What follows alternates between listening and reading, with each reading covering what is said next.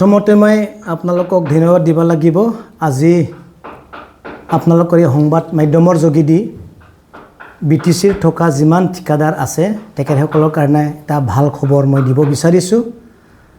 এই খবৰটো হ'ল আমি কৈছিলো বিটিচিৰ গভৰ্ণমেণ্টে অৰ্থাৎ হাগ্ৰামা মহিলা সাৰৰ চৰকাৰে ঠিকাদাৰ বিলাকৰ পেন্ডিং হৈ থকা বিলক অলপ হলিও দিম বুলি সিদ্ধান্ত লৈছিল। এই মৰ্মে আমি লিষ্টখন প্ৰিপেয়াৰ কৰিলো।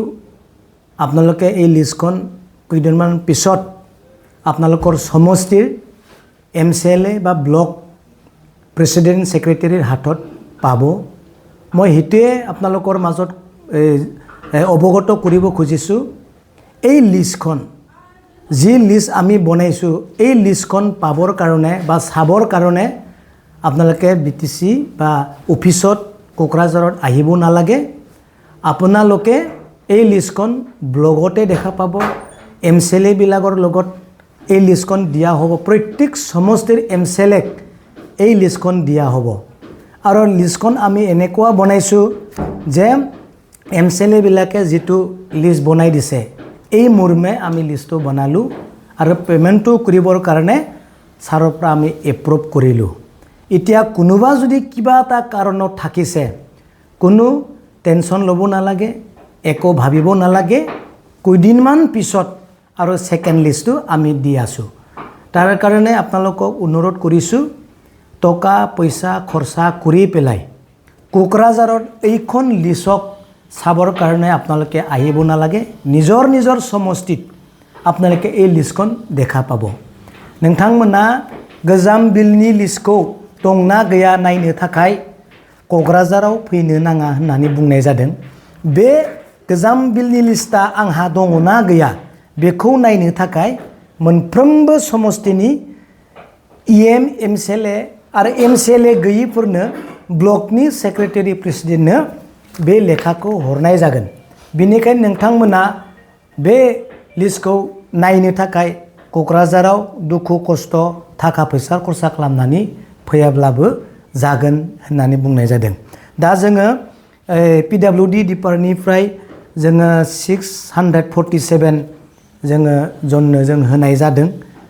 MCLA फोरनिफ्राय मोननाय स्किम्सनिफ्राय आरो CDनिफ्राय 1282 स्किम बा व्यक्तिनो जों होनाय जादों जायफ्रा MCLA फ्रा लिरनानै हरबाय ब्लक आरो समष्टिनिफ्राय।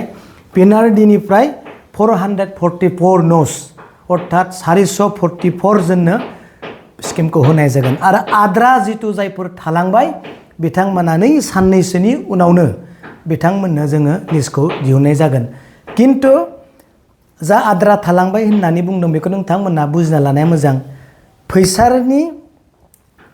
फैसा जोबनायनि थाखाय फान्ड जोबनायनि थाखाय जायफोरखौ जों दोनथ'दों बे दोनथ'नाय लिस्टखौसो जोङो नै सेकेन्ड लिस्टआव होनाय जागोन।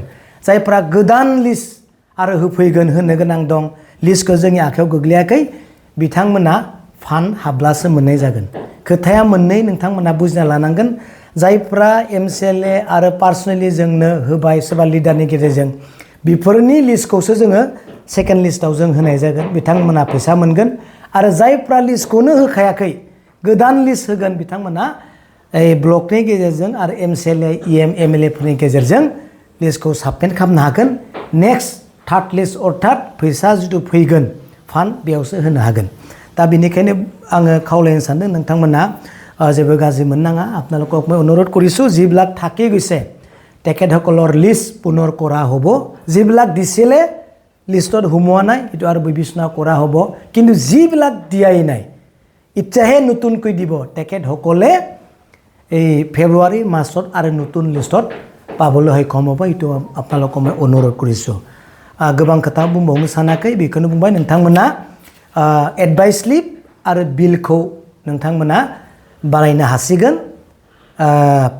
MLA MCLA आरो ब्लक प्रेसिडेन्टफोरजों जगाजग खालामनानै सानसे बा साननैनि गेजेराव जों बे लिस्टखौ हरगोन।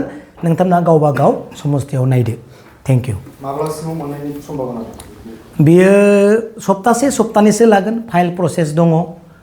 नोङो बिल लाना फैनांगोन, अफिसारा थानांगोन आरो जोंहा मा चेक जानांगोन। बिनि उनावसो खमसे खम 2 उइक्सआ नांगोन कारन 3000 खाथियाव गासैजों जानो हागौ फाइलआ बा 2425 जानो हागौ बेखौ मावजोबनाया एसेबां गोरलै नङा आरो जा अफिसाबो सेटआप जाजोबाखै खालामबाय थादों बे मोनहैगोन गासै बेसेबांसिम एमाउन्ट जागोन एमाउन्ट 100 crore नि एसे आप जाबाय कारन बाजेटआ 100 crore जोंहा होनायनि खोथाया एसे आप जाबाय बेखौ एसेब्लाबो सारा निश्चय मिलायगोन जायफ्रा एमसिएलएफा लिरनानै हरबाय गावबा गाव समस्थियाव गावसोरनि पेजजों बेखौ जों फार्स्ट प्रेफारेन्स होनाय जादों बिथांमोननि फार्स्टखौ जों लिस्ट होनाय जादों जायफ्रा आद्रा दङ बेखौ जों नै रिसेन्टलि सप्तासेनि उनाव जों होनाय जागोन गोदो जोङो निश्चय मोनाखैमोन जोंबो मोनाखै आंबो मोनाखै नाथाय गोबां